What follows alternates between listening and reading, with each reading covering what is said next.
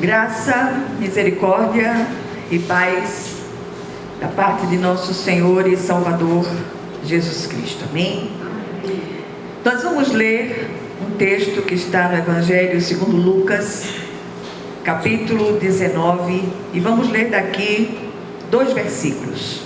Lucas 19, 5 e 6. Diz assim a palavra do Senhor: Quando Jesus chegou àquele lugar, olhando para cima, disse-lhe: Zaqueu, desce depressa, pois me convém ficar hoje em tua casa. Ele desceu a toda pressa e o recebeu com alegria. Amém? Vamos orar. Senhor nosso Deus e nosso Pai celestial, clamamos a Ti, Senhor, confiados no poder que há no sangue de Jesus. Que os nossos corações estejam abertos para receber a Tua palavra, assim como fez Zaqueu naquele dia, Senhor, que Te recebeu com alegria. Que o Senhor possa falar com cada um de nós no dia de hoje, de um modo vivo. Já ouvimos mensagens neste texto tantas vezes, mas a Tua palavra, ela tem o dom de se renovar nos nossos corações cada vez que nós a ouvimos. E que seja assim hoje com cada um de nós. Nenhum de nós saia daqui do mesmo modo, mas que sejamos profundamente ministrados por essa palavra de vida. Que o Teu nome seja glorificado na vida de cada um de nós no dia de hoje, em nome de Jesus. Amém. Meus amados, como foi dito na oração, já ouvimos tantas vezes mensagens e mensagens através de vários instrumentos de Deus neste texto, mas comigo acontece uma coisa muito interessante cada vez que eu leio, especialmente esse texto. Eu sinto uma alegria muito grande pela sensibilidade de Jesus de perceber aqueles que mais necessitam de uma intervenção poderosa dele. Nada se compara à graça de Deus ministrada aos nossos corações. O encontro de Jesus com Zaqueu, que era o maioral dos publicanos, é revelador sobre todos os aspectos. Ele era, além do maioral dos publicanos, muito rico. Um sujeito baixote que enriqueceu ilicitamente, diga-se de passagem, era odiado pelos seus patrícios pelas extorsões que praticava. Era considerado também pelos religiosos daqueles dias o maioral dos pecadores. E aqui cabe uma observação da nossa parte. Quantas vezes nós estendemos o dedo para apontar aqueles que nós julgamos mais pecadores do que todos os demais? E a palavra diz que onde abundou o pecado, superabundou a graça. E o que é graça? Favor imerecido de Deus. Eu tenho andado abatida, é perceptível, cansada e sobrecarregada. Mas calma, deixe-me explicar. Os sentidos todos têm estado saturados de tanta doidice no mundo eclesiástico contemporâneo.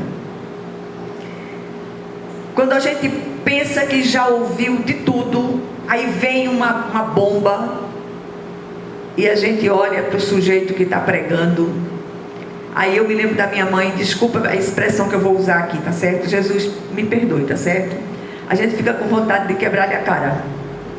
De tanta doidice que tem sido dita em muitos lugares ditos cristãos. As exigências, as ameaças e sobretudo as artimanhas para se conseguir adeptos e lotar os templos têm se multiplicado e ido às raias da loucura. E aí a gente se pergunta, o que está acontecendo? Tem faltado temor do Senhor. Esta é a grande realidade. Nunca convidei ninguém para vir para cá ou para ficar aqui. Aqueles que têm vindo, glorifico a Deus pela vida de cada um de vocês. Apresento ao Senhor a vida de cada um de vocês. Tem horas que a cabeça não anda muito boa, eu não me lembro dos nomes, mas papai sabe do nome e sobrenome de cada um, de todos aqueles que têm se mantido fiéis ao Senhor através da instrumentalidade dessa pequena igreja. Esquecemos que o Deus da bondade é o Deus da severidade, e Ele ajustará contas com todos os caçadores de almas, com seus invólucros feiticeiros no meio do povo de Deus. O que é que a história desse homem, de Zaqueu, nos leva a discernir, sobretudo em um tempo de mercadejamento da palavra de Deus? Primeira coisa, por mais que o homem se esforce para alcançar a Deus, a iniciativa é sempre da graça. O Senhor é aquele que marca um encontro com cada um de nós. Em segundo lugar, arrependimento sincero de coração, não um simples remorso, gera mudança de vida, gera mudança de rota. Muitos são tocados, até vão à frente, fazem uma decisão pessoal por Jesus, totalmente emocional. Mas aquela decisão não aconteceu nos porões da alma daquela pessoa. Ficou no âmbito da emoção. Tinha uma música que mexeu, tinha uma oração tremida, que fez com que a pessoa se sentisse tocada, mas eu repito, no âmbito da emoção. O Senhor quer mais do que emoção. O Senhor é aquele que visita e conhece a profundidade do nosso coração. Em terceiro lugar, Jesus veio para os doentes, os coxos, os cegos e os perdidos de todas as épocas. E aqui cabe algumas considerações inevitáveis no dia de hoje. Hoje é dia de ceia, é dia de participarmos desse sermão dramatizado que é a ceia do Senhor, onde partilhamos o vinho e o pão como simbolismo do sangue do corpo de Jesus. E mais do que em qualquer outro dia, precisamos dar um mergulho na nossa interioridade e permitir que o Espírito de Deus sonde nossas mentes e os nossos corações. A primeira consideração que devemos atentar: a história de Zaqueu é conhecida por todos que têm familiaridade com a palavra de Deus, até mesmo por aqueles que não têm. E eu me lembro que o caminhão do gás passava muitas vezes cantando uma música que se referia a Zaqueu. Era uma música gospel muito conhecida aqui no Brasil. E hoje é impossível não se saber quem é Zaqueu. Mas não é sobre o caminhão do gás que eu quero falar. Eu quero chamar a sua atenção para aquilo que o Senhor fez na vida de Zaqueu. Imagina, a multidão enorme ali, as pessoas se atropelavam, e aquele homem muito rico, baixote, correu, não se conteve, subiu numa árvore, e Jesus, onde estava, veio, olhou para cima e disse: Zaqueu, desce depressa, porque convém hoje ficar em tua casa. E o Senhor diz isso a cada um de nós no dia de hoje. Ele sabe aquilo que você não exterioriza nem em oração, mas o Senhor é aquele que conhece a profundidade do nosso coração. E certo dia Jesus passava por Jericó, vou repetir, e Zaqueu, sabendo disso, naturalmente já tinha ouvido falar sobre ele, subiu aquela árvore,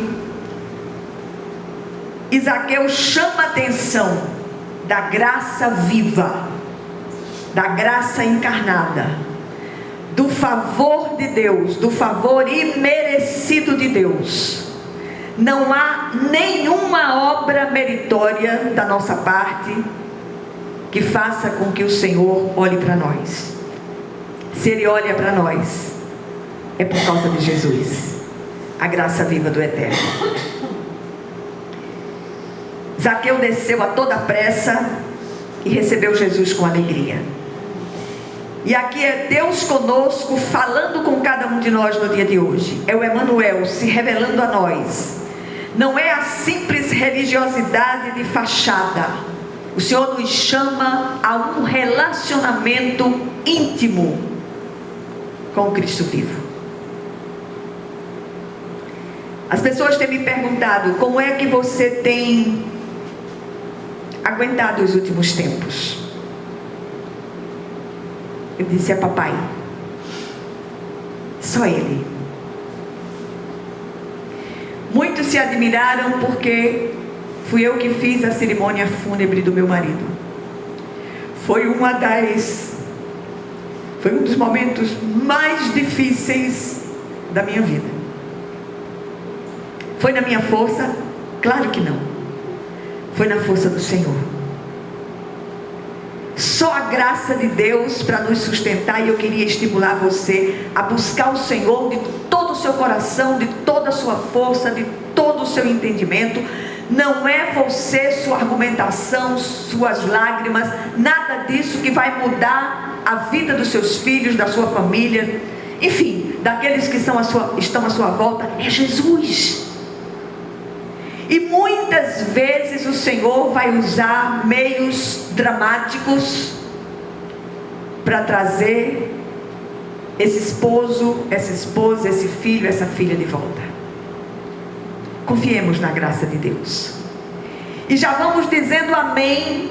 Eu não sei se isso acontece com você, comigo acontece demais. Muitas vezes eu recebo aquela lista de pessoas pelas quais a gente precisa orar. Mas tem situações que a gente já não sabe mais nem como orar. E eu sempre digo a Jesus: Senhor, já estou dizendo amém para aquilo que Tu farás. Eu não sei como o Senhor vai fazer, mas eu sei que o Senhor faz infinitamente mais de tudo aquilo quanto pedimos ou pensamos, segundo o Seu poder, que opera em nós e na situação que nos aflige. Em terceiro lugar, a história não acabou aqui. Depois da murmuração dos que estavam à volta por ter Jesus se hospedado com o homem pecador, vem a grande resposta daquele encontro libertador. Zaqueu, diante de todos, diz: Senhor, resolvo dar aos pobres a metade dos meus bens, e se em alguma coisa tenho defraudado alguém, restituo 4 vezes mais.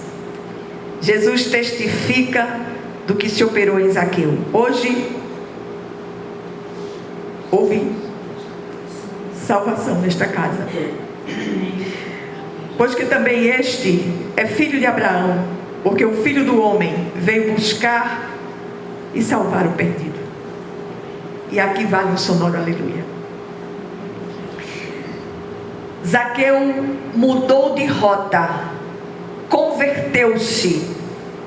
Relacionamento íntimo com o Cristo vivo faz isso. Nunca mais você vai saciar os apetites da carne, porque você passa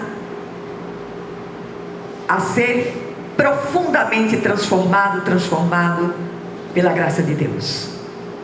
Morremos para a velha vida, para a velha natureza, para as velhas inclinações. Aí começa aquela grande guerra dentro de nós. Nos tornamos uma guerra civil ambulante. Carne militando contra espírito, espírito contra carne. Quem vai vencer? A natureza que for melhor alimentada. Em quarto lugar, a religiosidade exterior muda o comportamento por algum tempo. Outro dia eu li uma dessas frases publicadas por aí afora, que dizia assim: arrependimento não é quando você chora, é quando você muda. Ouviram? Absolutamente perfeita, curta, objetiva e abrangente. Muitos choram e se descabelam, até prometem uma mudança, mas é só algo exterior. E exterioridade não resiste à ação dos apelos da carne. A esse tipo de tristeza o apóstolo Paulo chama de tristeza segundo o mundo, também conhecida como remorso. Ela é superficial, fica no terreno das emoções, repito. Não desce para o cerne da alma. Sua ação é momentânea. Até impressiona, mas não transforma. Antes produz morte. Aí vem a quinta consideração. O relacionamento com o Cristo vivo muda a essência do homem. Dá a ele uma segunda chance de nascer de novo, de ter seu espírito morto vivificado. As coisas velhas, as velhas práticas passam e tudo se faz novo. Sem isso não há conversão de fato. Pode até haver religiosidade por algum tempo, mas não há relacionamento estreito, e cristianismo é relacional. O arrependimento genuíno, aquele que brota do mais profundo do coração e é provocado por uma ação efetiva do Espírito Santo no coração do homem, não permite que ele volte à prática das velhas coisas, das velhas obras e das velhas inclinações. Este se quebranta, tem seu coração rasgado perante o Senhor, e ali ele vê seus alicerces antigos ruírem perante o Eterno.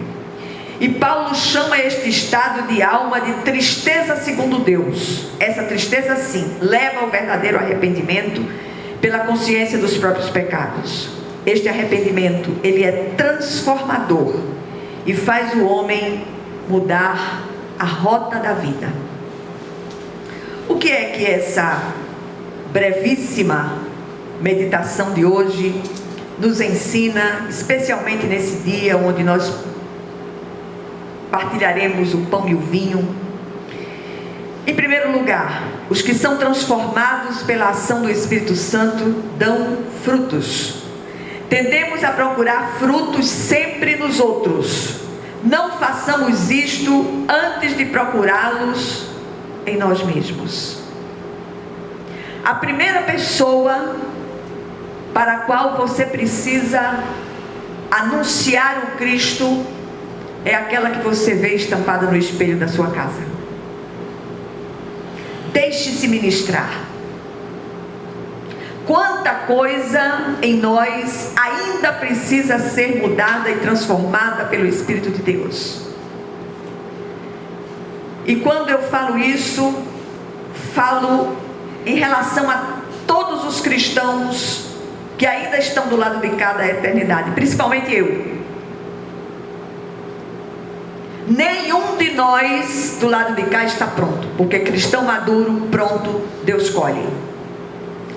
Em segundo lugar, o apóstolo Paulo diz: a tristeza segundo Deus produz um arrependimento que leva à salvação e não remorso. Mas a tristeza segundo o mundo produz morte. Ele fala isso em 2 Coríntios 7, 9. A tristeza de Zaqueu foi segundo Deus. Gerou um profundo arrependimento. Naquele dia, houve salvação naquela casa. E quanto a nós? Se Jesus não ficar na nossa casa, nada vai mudar. Tudo vai permanecer do mesmo modo. E por último, a pergunta que não deve calar em nossos lábios é: será que me converti de verdade? Será que sou nova criatura? Pergunte a si mesmo, ou nos perguntemos a nós mesmos, diante do Senhor, sob o olhar do Espírito Santo de Deus. Será que há em mim um horror pelas velhas práticas, ou tudo foi apenas uma tristeza emocional segundo o mundo? Que o Senhor, Ele aplique essa porção da palavra aos nossos corações hoje, em nome de Jesus. E que você saia daqui, ou que saiamos daqui, com esta palavra reverberando em nossos corações, em nome de Jesus. Amém? Vamos nos preparar para a ceia do Senhor. Peço à igreja que mantenha uma atitude de oração enquanto nos preparamos.